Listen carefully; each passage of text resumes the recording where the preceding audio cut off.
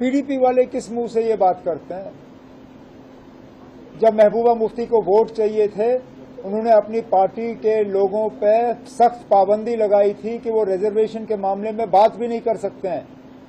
मैं वो ट्वीट के रिकॉर्ड निकालूं जो उस वक्त पीडीपी ने और महबूबा मुफ्ती ने अपने हैंडल से डाले थे कि nobody in the party is authorised to speak on reservation, क्योंकि उस वक्त महबूबा मुफ्ती साहिबा अनंतनाग से इलेक्शन लड़ रही थी, उनको रजौरी पुंछ से वोट चाहिए थे और इसलिए वो रिजर्वेशन के मामले पे खामोश रहीं। उस वक्त उन्होंने रिजर्वेशन पे बात क्यों नहीं की? उस वक्त वोट हासिल करने के लिए महबूबा मुफ्ती ने रिजर्वेशन के मामले पे न सिर्फ खामोशी अदा की बल्कि सौदा किया। आज उनको अचानक रिजर्वेशन के मामले पे लोगों के साथ हमदर्दी नजर आ रही है।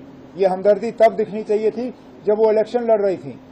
तो पीडीपी और इन बाकियों को कोई, सजाद लोन साहब के बारे में हम क्या कहें?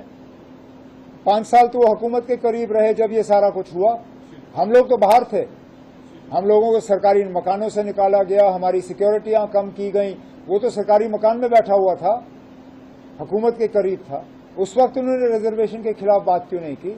लेकिन अब अगर मुझे वक्त जाया करना होता, मैं 6 महीने और देता सब कमेटी को। आप क्या करते?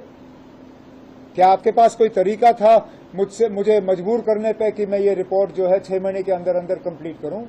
कितनी कमेटियां हैं इस मुल्क में जिन्होंने वक्त के अंदर जो है अपनी रिपोर्ट तैयार की?